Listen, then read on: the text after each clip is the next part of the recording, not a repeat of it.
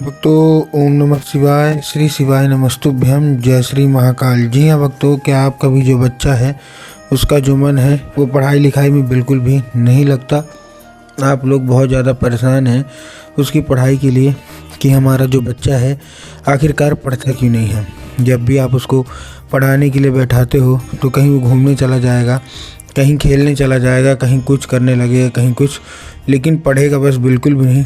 आपको भी समझ में नहीं आता कि आखिर ऐसा क्या हो गया है जिसके कारण आपका जो बच्चा है उसका जो मन है वो पढ़ाई लिखाई में नहीं लगता। तो आपको परेशान होने की बिल्कुल भी आवश्यकता नहीं है। अगर आपने आज का ये उपाय ध्यान से सुन के और अच्छे से कर लिया तो अवश्य रूप से आपका जो भी बच्चा है जिसका भी मन पढ़ाई लिखाई में नहीं लगता, निश्चित रूप से उसका जो मन है वो पढ़ाई की ओर आकर्षित होगा ही होगा।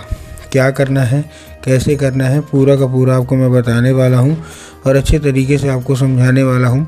तो बस उपाय ध्यान से सुन के अच्छे से करिएगा ज़रूर। ठीक, देखिए आपको भी पता है कि पूज्य गुरुदेव की जो कथा होती है उसमें कहा है कि कैसी भीड़ आती है, लाखों की भीड़ आती है। कैसी भीड़ आती है? लाखों की भीड़ आती है। और जब गुरुदेव की कथा में लाखों की भीड़ आती है तो उसमें ज़्यादातर जो भक्त होते हैं ना वो क्या करते हैं, पत्र के द्वारा अपनी इच्छा और पत्र के द्वारा अपनी मनोकामना जो होती है वो गुरुदेव तक पहुंचाते हैं।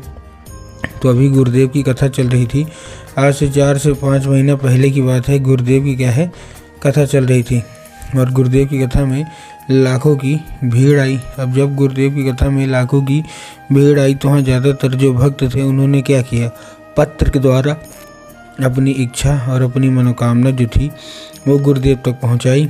अब जब गुरुदेव के पास पत्र पहुंचा और गुरुदेव ने पत्र पढ़ा तो वहाँ गुरुदेव ने देखा कि ज़्यादातर जो भक्त हैं उनकी क्या है, केवल एक ही इच्छा और एक ही मनोकामना है, क्या कि गुरुदेव हमारी जो जो बच्चा है ना, वो संतान है, वो पढ़ाई नहीं करती। हम लोग बहुत ज़्यादा परेशान हैं कि आखिरकार हमारा जो बच्चा है वो पढ़ता क्यों नहीं है। कृपया करके कोई उपाय बता दें ताकि हमारे बच्चे का जो मन है वो पढ़ाई की ओर लगे, पढ़ाई की ओर आकर्षित हो। हम लोग बहुत ही ज़्यादा परेशान हैं, हमको समझ में नहीं आता कि आखिरकार क्यों हमारा जो बच्चा है नहीं पढ़ता।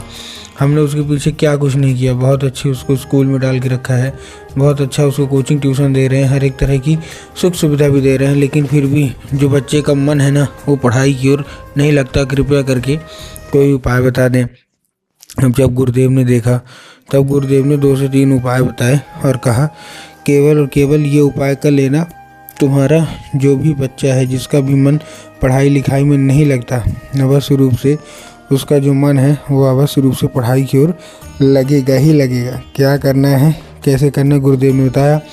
अब जैसे ही गुरुदेव ने बताया तो लोगों ने जा जाके इस उपाय को घर में करना शुरू कर दिया। अब जैसे ही लोगों ने जा जाके इस उपाय को घर में करना शुरू कर दिया, वही लोग गुरुदेव की कथा में मात्र 1 से 1.5 महीने के बाद वापस आए। अब जब वही लोग गुरुदेव की कथा में वापस आए तो उन्होंने क्या किया, फिर से एक बार गुरुदेव को पत्र लिखा। लेकिन ये वाला जो पत्र था ये गुरुदेव को धन्यवाद के रूप में पत्र था कि गुरुदेव धन्य हो आपका, आपके द्वारा बताया गया उपाय हमने कर लिया है, हमारी सारी इच्छा सारी मनोकामना जो है वो पूरी हो गई है। हमारा जो बच्चा था अब वो बिना बोले बिना कुछ कहे केवल पढ़ाई ही करता है। आपका कोटि कोटि धन्यवाद। तो देखिए, जो लोग भी मेरी आवाज़ भी सुन रहे हैं ना, अगर आपको भी जानना है कि आखिर ऐसा कौन सा उपाय है जिसको करने मात्र से इच्छा मनोकामना पूरी हो जाती है, तो चलिए हम बताते हैं आपको आज की इस वीडियो के माध्यम से कि आपको करना क्या है।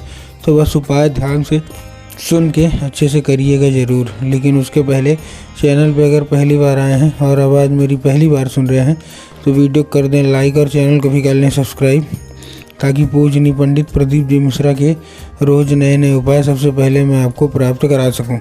तो देखिए, जो हमारा सबसे पहला उपाय है, इस उपाय में आपको करना क्या है। इस उपाय में सबसे पहले आपको 3 काली तिल लेना है, साथ में 1 धतूरा लेना है। क्या लेना है? 3 काली तिल और 1 धतूरा।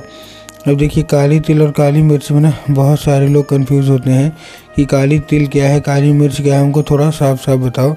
तब गुरुदेव ने साफ साफ बताया है कि आपको क्या लेना है, केवल और केवल काली आपको तिल लेना है। ठीक, काली तिल लिया, साथ में 1 धतूरा लिया।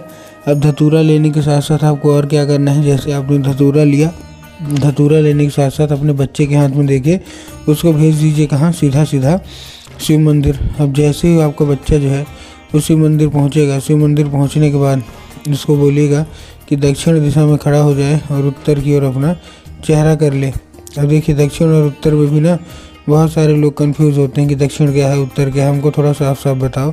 तब गुरुदेव ने बताया कि आप जिस भी शिव मंदिर जा रहे हैं ना, उस शिव मंदिर का जिधर साइड जलाधारी होगा आपको अपना चेहरा उधर साइड करके खड़े हो जाना है। ठीक खड़े हो गए, खड़े होने के बाद आपको क्या करना है, एक नाम लेके, कौन सा, महादेव का बहुत ही सुंदर सा नाम है श्रम्भेश्वर महादेव। तो बस आपको करना क्या है, आपको श्रम्भेश्वर महादेव का नाम लेके और उन्हीं का स्मरण करके आपको चुपचाप अर्पित कर देना है बस। पूज्य गुरुदेव कहते हैं कि उन्हें अगर ऐसा कर लिया तो अवश्य रूप से सारी की सारी इच्छा, सारी की सारी मनोकामना है ना, वो अवश्य रूप से पूरी होगी होगी और जो बच्चा है वो अवश्य रूप से पढ़ाई की ओर आकर्षित होगा ही होगा। ठीक, ये था कौन सा, ये था हमारा पहला उपाय। अब हम चलते हैं दूसरे उपाय की ओर। अब देखिए जो हमारा दूसरा उपाय है, ठीक, दूसरे उपाय में आपको करना क्या है, सबसे दूसरे उपाय में आपको जितने भी लोग हैं ध्यान से सुनिएगा, जितनी भी माताएं हैं, आपको एक लाल फूल चाहिए। क्या चाहिए, एक लाल फूल चाहिए। ठीक, लाल फूल लेने के बाद आपके घर में माता सरस्वती की फ़ोटो या मूर्ति होना अति अनिवार्य है। अगर आपके घर में माता सरस्वती की फ़ोटो या मूर्ति है तब तो अच्छी बात है, लेकिन अगर आपके घर में माता सरस्वती की फ़ोटो या मूर्ति नहीं है तो आपको बाज़ार जाना है, माता सरस्वती की फ़ोटो लेना है और अपने घर में स्थान देना है। ठीक, दे दिया। स्थान देने के बाद आपको क्या करना है, एक नाम लेके, कौन सा, महादेव का बहुत ही सुंदर सा नाम है श्रम्भेश्वर महादेव। तो आपको करना क्या है, श्रम्भेश्वर महादेव का नाम लेके और उन्हीं का स्मरण करके आपको चुपचाप क्या कर देना है, अर्पित कर देना है बस। पूज्य गुरुदेव कहते हैं कि अगर आपने श्रम्भेश्वर महादेव का नाम लेके ये उपाय अर्पित किया था कि सबसे पहले इस उपाय में आपको जो पहला वाला उपाय था, दूसरे उपाय में आपके घर में माता सरस्वती की फ़ोटो होना अति अनिवार्य है, जो मैंने आपको बताया। एक लाल फूल लेना है, माता सरस्वती की फ़ोटो अगर है तो अच्छा है, नहीं तो बाज़ार जाइए, माता सरस्वती की फ़ोटो लीजिए और अपने घर में स्थान दीजिए। शाम के वक्त जब आपके घर में पूजा पाठ होती है ना, शाम के घर में जब आपके घर में पूजा पाठ होती है तो क्या करना है, वो लाल फूल लेना है, माता सरस्वती को अर्पित करना है और माता से उसको औषधि के रूप में कि माता कृपया करके हमको इसको औषधि के रूप में प्रदान करिए, उसको औषधि के रूप में आपको ले लेना है। ठीक, ले लिया। अब लेने के बाद आपको क्या करना है, मतलब मांगा है, उसके बाद आप अपने काम धाम में लग जाइए। अब आपका बच्चा उसी दिन, मतलब जैसे उसी दिन आपका बच्चा जैसे ही खाने पीने की ओर चला जाए, मतलब खा पी के सो जाए, तो आपको लाल फूल उठाना है और अपने बच्चे के माथे पे 2 से 3 बार क्या कर देना है, फेर देना है बस। पूज्य गुरुदेव कहते हैं कि अगर आपने ऐसा किया तो उस फूल के जरिए स्वयं जो माता सरस्वती है ना, वो उसके दिमाग में प्रवेश कर जाएंगी और उसका दिमाग केवल पढ़ाई की ओर आकर्षित होगा ही होगा।